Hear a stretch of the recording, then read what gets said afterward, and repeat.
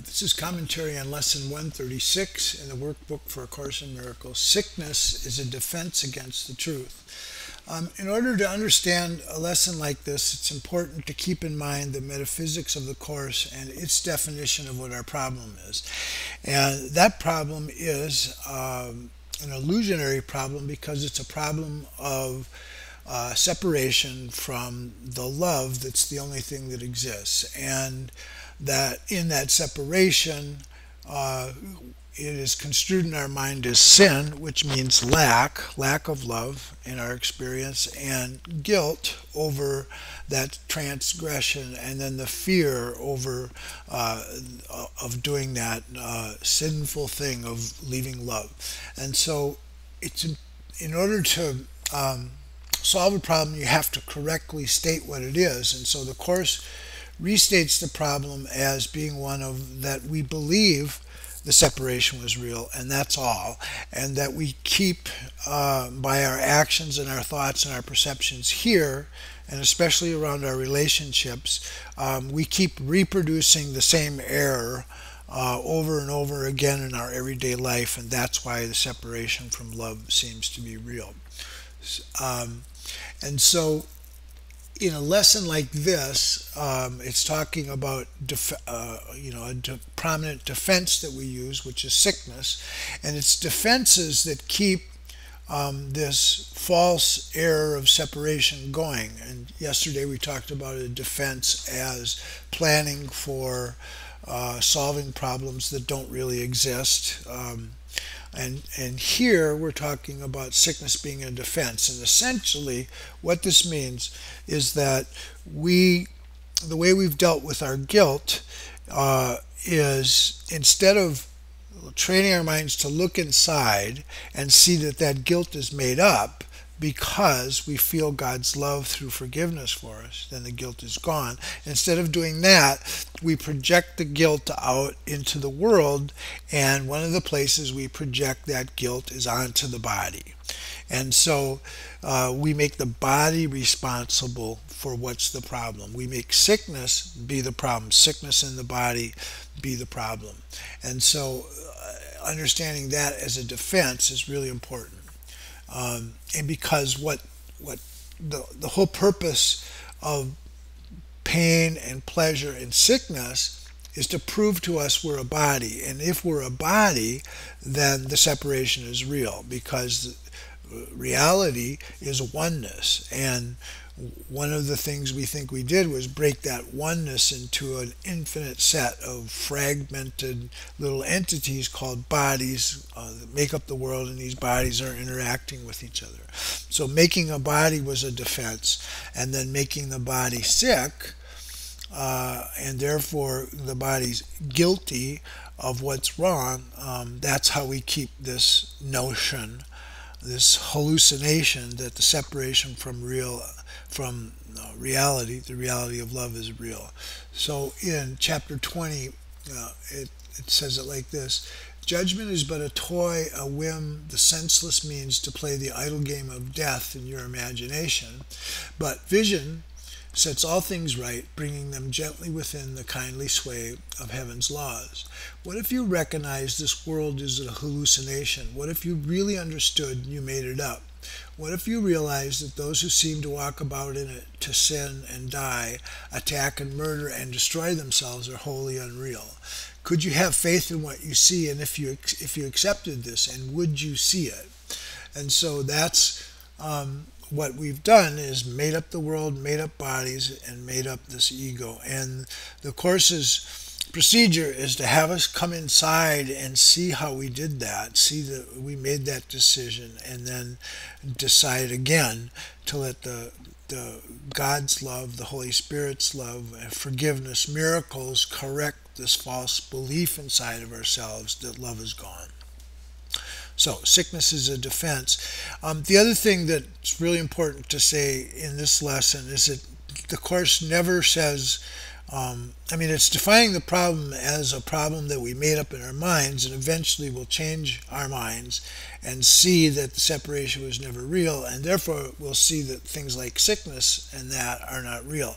But The Course is very practical in that it understands how deeply committed we are to seeing the body as ourselves and how deeply frightened we are of medicine. So it's not, or of sickness. So the Course is not against medicine, to solve problems or whatever. It's just getting us to, as we're trying to heal whatever it is we're trying to heal in ourselves, is to get us to slowly walk back that error into the mind and see that it's the guilt that's there that's producing the problem.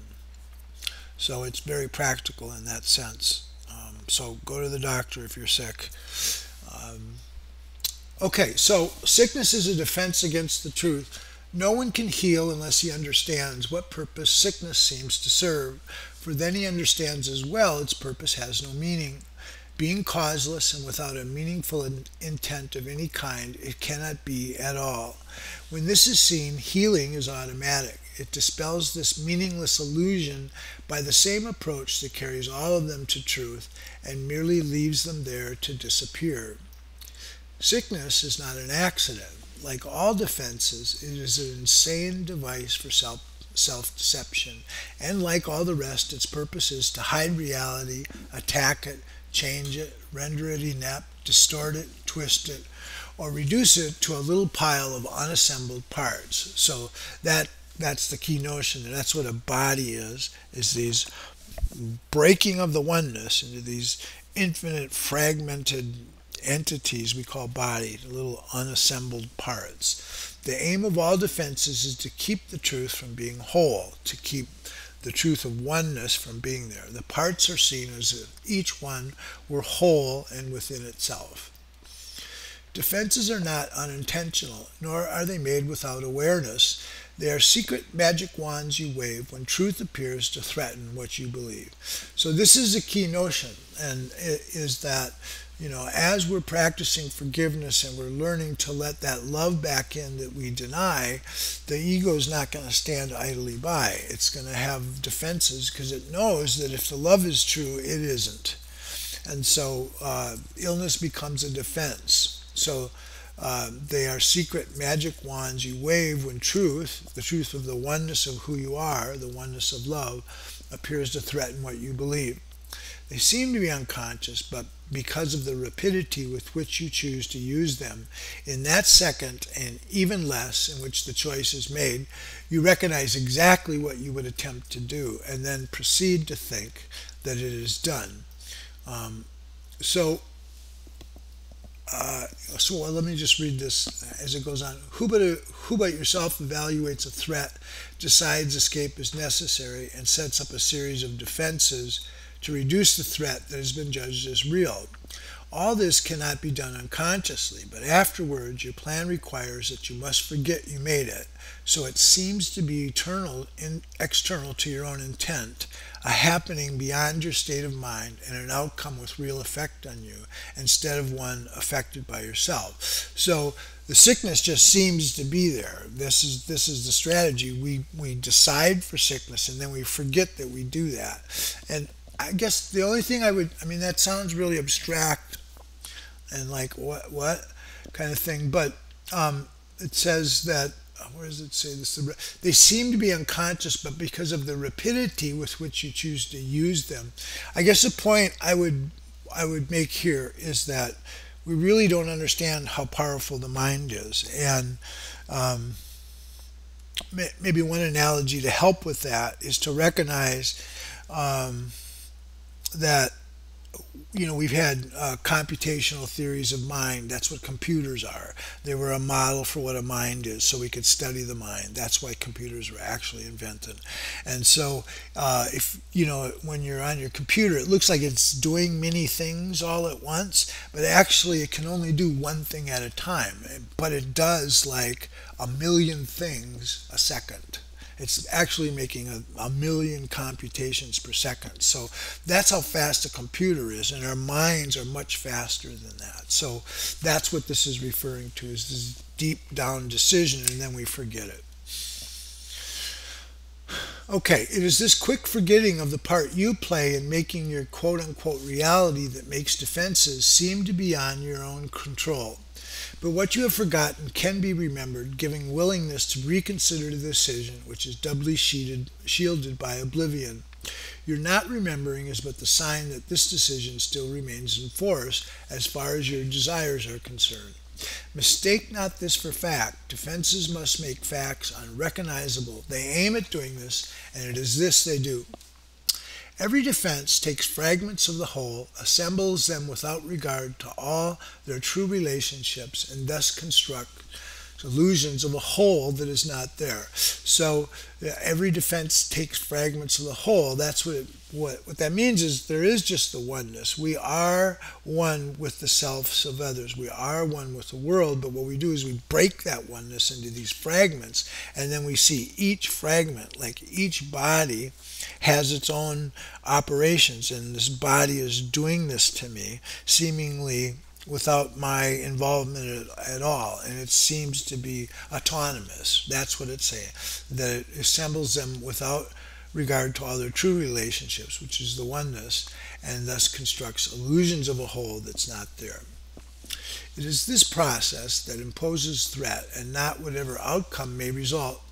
When parts are wrested from the whole and seen as separate and wholes within themselves, they become symbols standing for attack upon the whole, successful in effect and never to be seen as whole again. And yet you have forgotten that they stand but for your own decision of what should be real to take the place of what is real. Sickness is a decision. It's not a thing that happens to you quite unsought, which makes you weak and brings you suffering. It is a choice you make, a plan you lay, when for an instant truth appears in your own deluded mind, and all your world appears to totter and prepare to fall. Now you are sick, the truth may go away and threaten your establishments no more. How do you think that sickness can succeed in shielding you from the truth? Because it proves the body is not separate from you, and so you must be separate from the truth. In other words, the truth of oneness is denied by bodies, because if bodies are true, then there's not oneness, there's not a connection between everything. You suffer pain because the body does, and in this pain are you made one with it. Thus is your quote-unquote true identity preserved, and the strange haunting thought that you might be something beyond this little pile of dust silenced and stilled. For see, this dust can make you suffer, twist your limbs and stop your heart, commanding you to die and cease to be. Thus is the body stronger than the truth, which asks you live, but cannot overcome your choice to die. And so the body is more powerful than everlasting life, heaven more frail than hell, and God's design for the salvation of his Son opposed by a decision stronger than his will. His Son is dust, the Father incomplete, and chaos sits in triumph on his throne. So this is stating how things seem from the ego standpoint. The body is stronger than the truth. It's stronger than God. It's stronger than love. We've conquered our Creator now because we made ourselves into bodies. We broke the oneness. Such is your planning for your own defense, and you believe that heaven quails before such mad attacks as these, with God made blind by your illusions, truth turned into lies, and all the universe made slave to laws which your defenses would impose on it. Yet who believes illusions but the one who made them up? What else can see that? Who else can see them and react to them as if they were the truth? God knows not of your plans to change his will. The universe remains unheeding of the laws by which you thought to govern it, and heaven is not bowed to hell, nor life to earth. You can but choose to think you die, or suffer sickness, or distort the truth in any way. What is created is apart from all of this.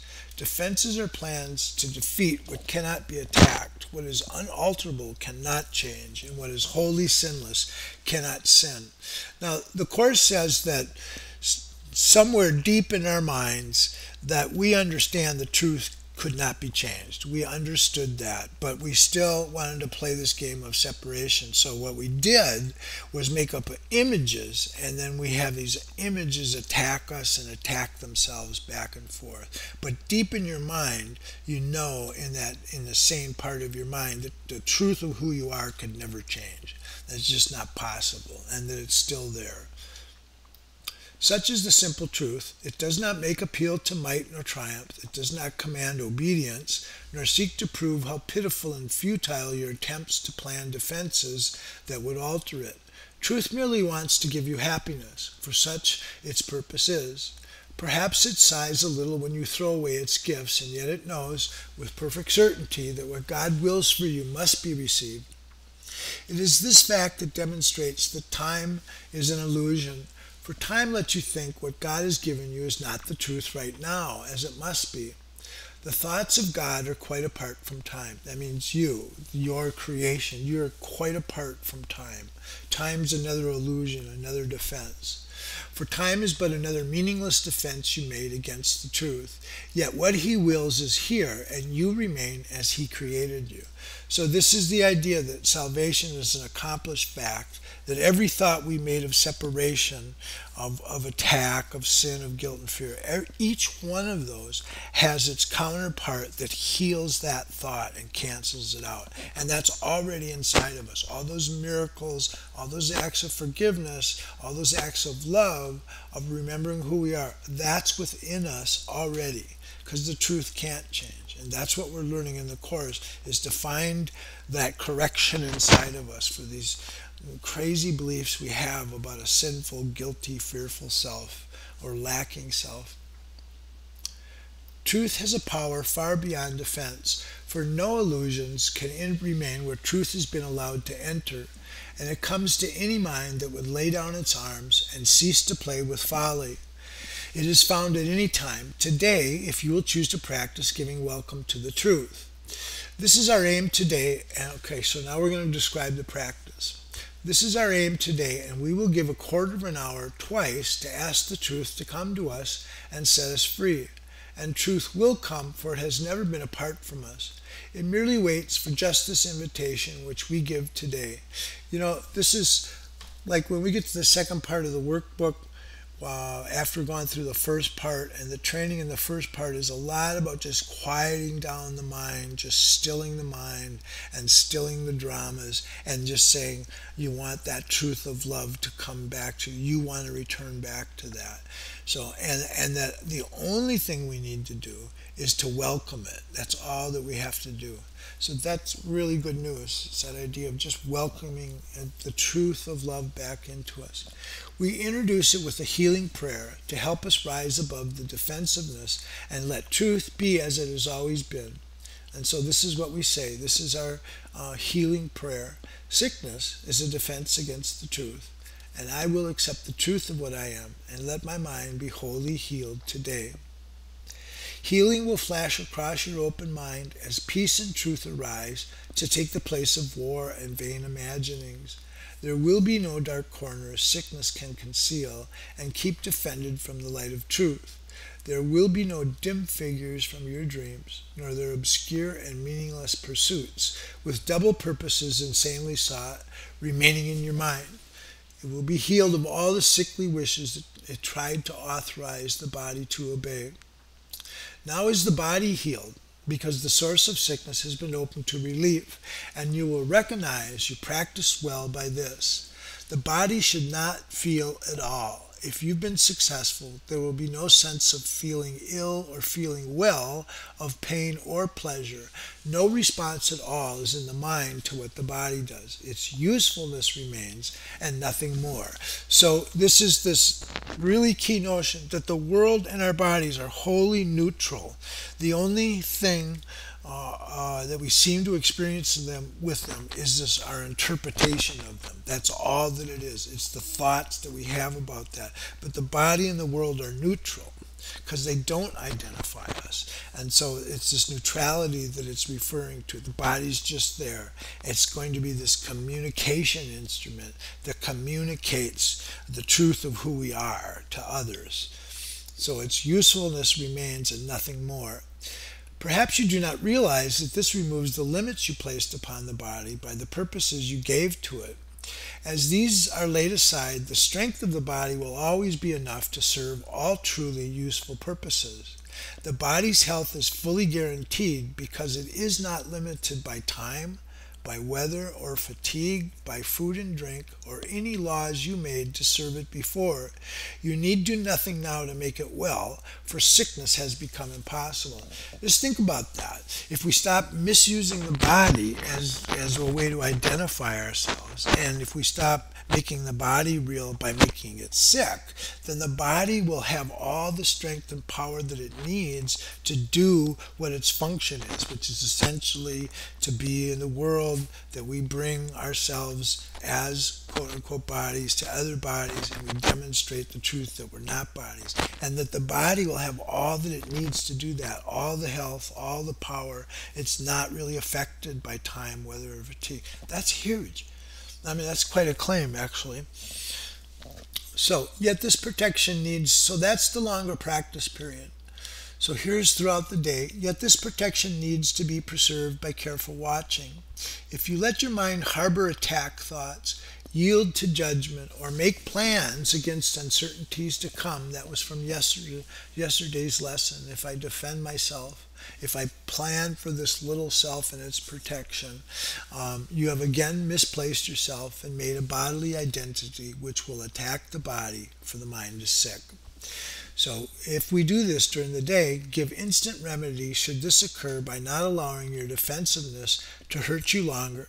Do not be confused about what must be healed, but tell yourself, I have forgotten what I really am, for I mistook my body for myself. Sickness is a defense against the truth, but I am not a body, and my mind cannot attack, and so I cannot be sick. So that's what we need to do throughout the day, is to give instant remedy, to practice as soon as we can, to lay down our defenses, and say, I've forgotten what I really am, for I mistook my body for myself, and see that sickness is a defense against the truth, but I'm not a body, and my mind cannot attack, and so I cannot be sick. The reason the mind can't attack is because there is just one mind. To attack means there has to be more than one. There's an attacker and that which is attacked. But since the mind is one, attack's impossible. Okay, that's it for today. Thank you.